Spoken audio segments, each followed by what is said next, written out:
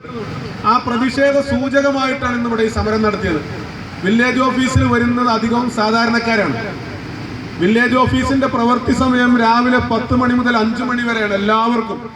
പക്ഷേ എനിക്ക് മനസ്സിലാക്കാൻ കഴിഞ്ഞത് പെരുവള്ളൂർ വില്ലേജ് ഓഫീസില് രാവിലെ 10 മണി മുതൽ ഉച്ചക്ക് 1 മണി വരെ സാധാരണക്കാർക്കും ഉച്ചക്ക് ശേഷം ഇവിടുത്തെ ഭൂമാഫിയക്കുള്ള സമയമാണെന്നാണ്. അതൊന്ന് അവസാനിപ്പിച്ചാൽ ആദ്യത്തെ പണി. പിന്നെ കേട്ടറിഞ്ഞെടുത്തോളം അഴിമതി എങ്ങനെയൊക്കെ നടത്താം എന്നതിന് റിസർച്ച് നടത്തിയ ആളുകളാണ്.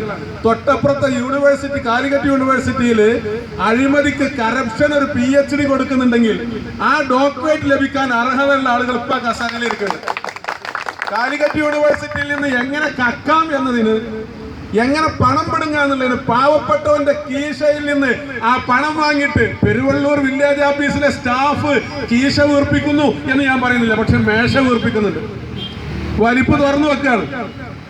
നികുതി 5 സെന്റിന്റെ നികുതി ആകെ 5 സെന്റ് ഉണ്ടാകുക 2.5 റുപ്യ 3 റുപ്യ 10 റുപ്യന്റെ താഴെ ഉണ്ടാവുള്ളൂ. ഒരു 50 റുപ്യയുടെ താഴെയുള്ള നികുതി അടച്ചു കിട്ടണമെങ്കിൽ ഇവിടെ 2000-3000 കൊടുക്കണം എന്ന് പറഞ്ഞാൽ അത് എവിടുത്തെ നിയമമാണ്? പെരുവള്ളൂർ വില്ലേജ് ഓഫീസ് എന്താണെന്ന് ഒരു കേന്ദ്രഭരണ പ്രദേശമാണോ?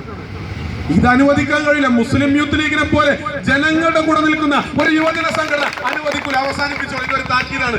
ഇന്നലെ വരെ വാങ്ങിയത് വാങ്ങി, ഇനി വാങ്ങാൻ നിൽക്കണ്ട. ഇനി വാങ്ങിയാൽ അതിനനുസരിച്ച് പ്രതികരണം ഞങ്ങളുടെ ഭാഗത്തുനിന്നുണ്ടാവും. നികുതി അടക്കാൻ, പാവപ്പെട്ടവൻ നികുതി അടക്കാൻ വരുന്ന എന്തിനാണ്? ആ നികുതി ഷീട്ട് വെച്ചിട്ട് വേണം അവനൊരു കെട്ടിടമുണ്ടാക്കാൻ, ഒരു കൂര പണിയാൻ, ബാങ്കിൽ നിന്നൊരു ലോൺ എടുക്കാൻ, ഗവൺമെന്റിന് മറ്റ് ആനുകൂല്യങ്ങൾ വാങ്ങാൻ. അത് ഇവർക്കറിയാം. ലോകത്ത് നിങ്ങൾ എവിടെയെങ്കിലും കേട്ടിട്ടുണ്ടോ 100 റുപ്യന്റെ നികുതി അടക്കാൻ 2000